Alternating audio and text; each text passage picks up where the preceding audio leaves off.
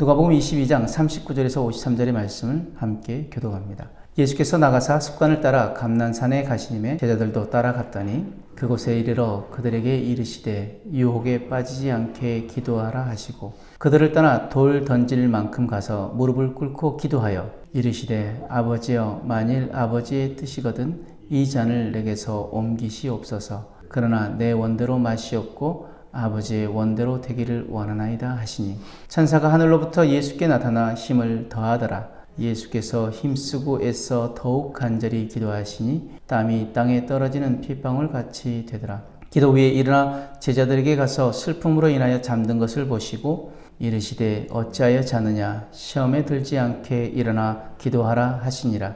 말씀하실 때 한 무리가 오는데 12 중에 하나인 유다라 하는 자가 그들을 앞장서 와서 예수께 입을 맞추려고 가까이 하는지라. 예수께서 이르시되 유다야 네가 입맞춤으로 인자를 파느냐 하시니 그의 주위 사람들이 그 된 일을 보고 여짜오되 주여 우리가 칼로 치리이까 하고 그 중에 한 사람이 대제사장의 종을 쳐 그 오른쪽 귀를 떨어뜨린지라. 예수께서 일러 이르시되 이것까지 참으라 하시고 그 귀를 만져 낫게 하시더라. 예수께서 그 잡으러 온 대제사장들과 성전의 경비대장과 장로들에게 이르시되 너희가 강도를 잡는 것 같이 검과 몽치를 가지고 나왔느냐? 함께 했습니다. 내가 날마다 너희와 함께 성전에 있을 때에 내게 손을 대지 아니하였도다. 그러나 이제는 너희의 때요 어둠의 권세로다 하시더라. 아멘. 사람은 위기의 순간에 평소 무엇을 의지하고 살았는지가 드러납니다. 예수님은 십자가라는 극한의 고단을 앞두고 기도의 자리로 나아가셨습니다. 반면 제자들은 칼을 꺼내 들었습니다. 우리는 위기 앞에서 무엇을 선택하고 있습니까? 오늘 말씀을 통해서 함께 우리가 무엇을 선택해야 할지를 함께 나누기를 원합니다. 먼저 39절에 44절 말씀에 예수님은 감람산에 올라가 기도하십니다. 그분이 마주한 십자가는 단순히 육체적 고통만이 아닙니다. 인류의 죄를 짊어지고 하나님의 진노를 대신받는 절대적 외로움의 자리였습니다. 그래서 이 잔을 내게서 옮기시옵소서라고 기도하셨지만 결국에는 아버지의 뜻대로 되기를 원하나이다 라는 순종의 기도를 드리십니다. 기도는 고통을 피하려는 방법이 아닙니다. 내 뜻을 하나님께 관철시키려는 수단도 아닙니다.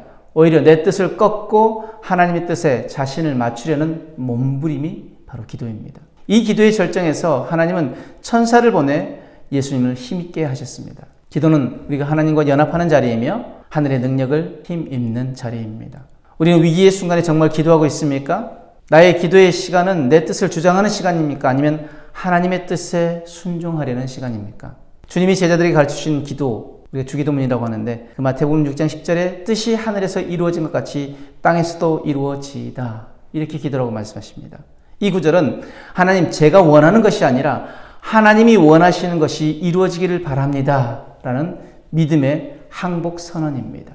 우리는 우리의 기도를 다시 한번 돌아보고 우리의 기도가 정말 주님께 순종하는 기도가 되어지길 원합니다. 45절에 46절 말씀에 예수님 그렇게 간절히 기도하실 때 제자들은 어떻게 하고 있었습니까? 그들은 슬픔에 지쳐 잠들고 말았습니다. 예수님 그들에게 시험에 들지 않게 기도하라고 경고하셨지만 제자들은 그 말씀을 놓칩니다. 슬픔이 깊어질수록 오히려 기도해야 합니다. 그러나 우리는 슬픔이나 피곤함, 걱정에 묶여 기도보다는 세상적인 방법들을 선택하곤 합니다. 시험과 유혹은 우리의 지식이나 의지로는 감당할 수 없습니다. 기도하지 않으면 넘어지고 맙니다. 그래서 예수님 반복해서 기도하라고 하십니다. 우리가 시험이나 염려로 인해 낙심하거나 주님에게서 떨어지지 않기 위해 어떻게 해야 할까요? 골로새서 4장 2절 말씀에 기도를 계속하고 기도에 감사함으로 깨어 있으라. 아멘. 기도를 계속하라고 말씀하십니다. 기도는 응답되어질 때까지 하는 것입니다. 기도는 하나님의 뜻이 온전히 이루어질 때까지 하는 것입니다. 내 뜻을 관찰하는 것이 아니라 하나님의 뜻이 이루어질 수 있도록 내가 그 기도에 내 모든 것을 꺾고 순종하며 나아가도록. 그리고 또한 그 기도는 우리가 깨어있지 않으면 기도할 수 없습니다. 베드로전서 5장 7절 8절 말씀에 너희 염려를 다 주께 맡기라. 이는 그가 너희를 돌보심이라. 근신하라 깨어라. 너희 대적 마귀가 우는 사자같이 두루다니며 삼킬 자를 찾나니. 기도하지 않으면 우리는 사단의 미혹에 넘어갈 수밖에 없고 걸려 넘어질 수밖에 없습니다. 그러나 우리가 깨어 기도한다면 하나님이 우리에게 힘을 주실 줄 믿습니다. 47절 53절 말씀에 드디어 유다가 무리를 이끌고 예수님을 체포하러 옵니다. 이때 제자 중 하나가 급히 칼을 뽑아 대제사장의 종을 쳐 그 귀를 떨어뜨립니다. 그러나 예수님은 그것을 막으십니다. 이것까지 참으라 라고 하시며 오히려 그 귀를 고쳐주십니다. 예수님은 칼이나 폭력을 의지하지 않으셨습니다. 기도로 준비된 분이셨기에 칼이 아니라 순종을 택하셨습니다. 제자들은 기도하지 않았기에 상황에 휘둘렸고 감정에 휘둘렸고 결국 섣부른 행동으로 하나님의 뜻을 방해하려 했습니다. 우리 일상은 어떻습니까? 기도 없이 내 판단과 감정으로 먼저 움직이고 있지는 않습니까? 기억하십시오. 기도하지 않으면 감정이 앞서고 기도하면 순종이 앞섭니다.